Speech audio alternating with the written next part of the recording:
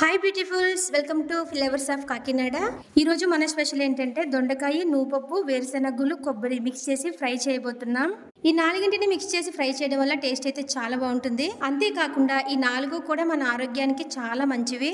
ముందుగా వేరుశెనగులు వేయించుకున్న తర్వాత నువ్వుపప్పును వేయించుకోవాలి. ఎందుకంటే నువ్వులు త్వరగా వేగిపోతాయి, వేరుశెనగులు త్వరగా వేగవు కాబట్టి. ఇప్పుడు వేయించుకున్న వేరుశెనగులను నువ్వుపప్పుని మిక్సీ జార్లో వేసి మిక్సీ పట్టి మెత్తగా పౌడర్ చేసుకోవాలి. ఇప్పుడు మనం ఫ్రై తాలింపు పెట్టడానికి పోపు దినుసులని రెడీ చేసాము. అలాగే దొండకాయలను కూడా కట్ చేసి పెట్టుకున్నాము. ఇప్పుడు మనం వేరుశెనగ నూనెని యాడ్ చేసి వెల్లుల్లిపాయలను ఫ్రై చేస్తున్నాము. వేరుశెనగ నూనె వేయడం వల్ల ఫ్రై అయితే చాలా టేస్ట్ ఉంటుంది, కమ్మగా ఉంటుంది. అలాగే మన ఆరోగ్యానికి కూడా చాలా మంచిది. తర్వాత మనం మిగతా దినుసులు వేసుకుని ఫ్రై చేసుకోవాలి. అంటే శనగపప్పు, మినపప్పు, ఆవాలు, ఎండుమిర్చి, కరివేపాకు ఇవన్నీ వేసి ఫ్రై చేసేసుకోవాలి. దొండకాయ తినడం వల్ల నాలుక మందంగా తయారయ్యి చదువు రాదని చాలా మందిలో అపోహ ఉంది. చాలా మంది అంటూ ఉంటారు. నిపుణులైతే దొండకాయలో చాలా ఉపయోగాలు ఉన్నాయని చెప్తున్నారు. చాలా మంది పచ్చి దొండకాయ తింటారు. అలా తినడం వల్ల మెదడు పనితీరు బాగుంటుందని, నాడీ వ్యవస్థ బాగుంటుందని చెప్తున్నారు. పచ్చి దొండకాయ తినడం వల్ల రక్తంలో చక్కెర శాతం కూడా తగ్గి షుగర్ ని కంట్రోల్లో కూడా ఉంచుతుందంట.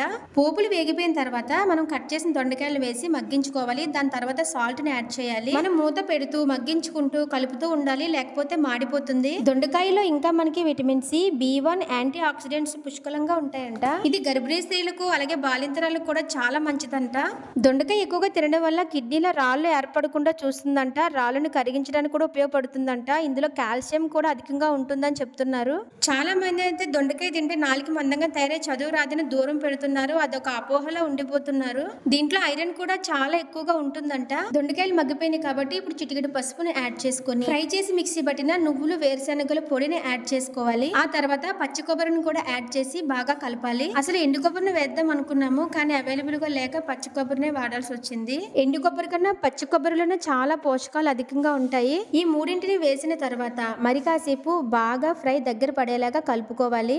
దొండకాయ వల్ల ఇంకొక లాభం ఏం చెప్తున్నారంటే, గజ్జ వ్యాధి ఉన్న వాళ్ళు దొండకాయ ఆకులు, పిందెల్ని ముద్దగా చేసి దాని మీద పూతగా రాస్తే త్వరగా తగ్గుతుందని చెప్తున్నారు. మనం డైలీ ఎలాగో తినం కాబట్టి వారం రోజుల్లో ఏదో ఒక రోజు తినేలా చూసుకుంటే బాగుంటుంది అనుకుంటున్నాను. మిగతా 6 రోజుల్లో ఎలాగో నాన్ వెజ్ కర్రీస్, మిగతా వెజిటేబుల్స్ ని కవర్ చేయాలి కాబట్టి ఒక్కసారైనా తింటే వీటిలోని పోషకాలన్నీ మనకు అందుతాయి కాబట్టి తింటే మంచిది అనుకుంటున్నాను.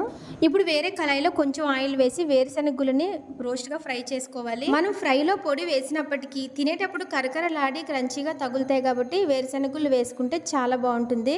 దొండకాయ, వేరుశెనగులు, నువ్వుపప్పు, కొబ్బరి ఫ్రై రెడీ అయిపోయిందండి. టేస్ట్ అయితే చాలా బాగుంటుంది. రసం కానీ సాంబార్ కానీ పెట్టుకుంటే ఫ్రై నంచుకొని తినొచ్చు, చాలా బాగుంటుంది. వీడియో మీకు నచ్చిందని అనుకుంటున్నాను. వీడియో నచ్చితే నా ఛానల్ని సబ్స్క్రైబ్ చేయడం మర్చిపోకండి. అలాగే లైక్ చేయండి. Bye beautifuls.